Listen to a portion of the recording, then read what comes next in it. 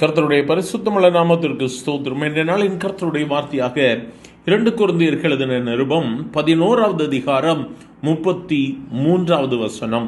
அப்பொழுது நான் கூடையிலே வைக்கப்பட்டு ஜன்னலில் இருந்து மதில் வழியாக இறக்கிவிடப்பட்டு அவனுடைய கைக்கு தப்பினேன்.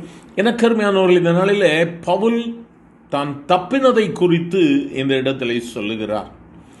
பவுலை எப்படியாவது அவனை மீண்டுமாக சிறைச்சாலையில் அடைக்க வேண்டும், இயேசுவை குறித்து அவர் பிரசங்கிக்க கூடாது என்று சொல்லி இந்த இடத்திலே அவர்கள் முயற்சிக்கிறார்கள். ஆனால் பவுல் ஒரு கூடையிலே வைக்கப்பட்டு அந்த மதில்களின் மேலாக இருந்து இறக்கி விடப்பட்டு அவர்களுடைய கைக்கு தப்பு வைக்கிறார். எனக்கு அருமையானவர்களே, கர்த்தரை நம்புகிறவர்களுக்கு ஒரு தீமையும் வருவது இல்லை. கர்த்தரை நம்புகிறவர்களுக்கு சகலமும் நன்மைக்கு ஏதுவாக நடக்கிறது என்று வேதம் சொல்லுகிறது.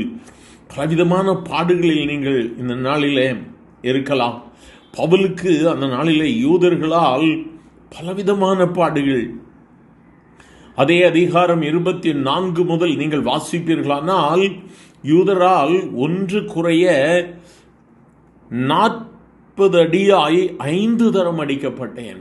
இயேசுதான் கிறிஸ்து, அவர்தான் தேவனுடைய குமாரன் என்று சொல்லி அறிக்கையிட்டது நிமித்தமாக பவுலுக்கு பாடுகள், போராட்டங்கள். அவர் தன்னுடைய பாடுகளை சொல்லிக்கொண்டே வருகிறார். எவ்வளவு பாடுகளை அவர் சகித்தார். பிரயாணத்தில், வருத்தத்தில், இன்னும் அநேக நண்பர்களின் மூலமாய் பலவிதமான மோசடிகள், கஷ்டங்கள் அவருடைய வாழ்வில் வந்தது. ஆனாலும் அவர் கிறிஸ்துவை விட்டு விலகவே இல்லை.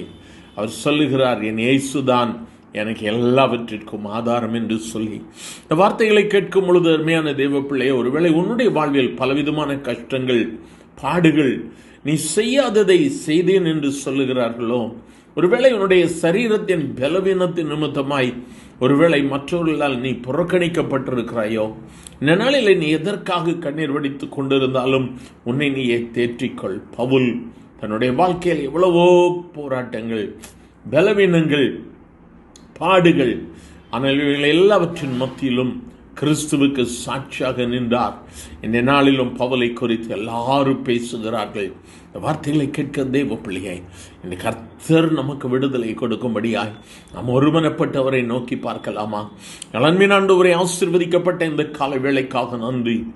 அன்று பவுலனுடைய ஆண்டவரை ஜீவியத்திற்கு, அவனுடைய ஆண்டவரே வாழ்க்கைக்கு முடிவு வந்துவிடும் என்று சொன்ன பொழுது கூடையில் வைக்கப்பட்டு மதிலிலிருந்து, கோட்டையிலிருந்து இறக்கி விடப்பட்டவன் நம்ம இன்றைய நாளிலும் பலவிதமான போராட்டங்கள், பலவிதமான கஷ்டங்கள் ஆண்டவரே சிக்கி தவித்துக் கொண்டிருக்கிற உங்களுடைய பிள்ளைகள் இந்த வார்த்தைகளை கேட்டுக்கொண்டிருப்பார்கள். ஆனால் இன்று ஒரு விடுதலையே கொடுங்கப்பா.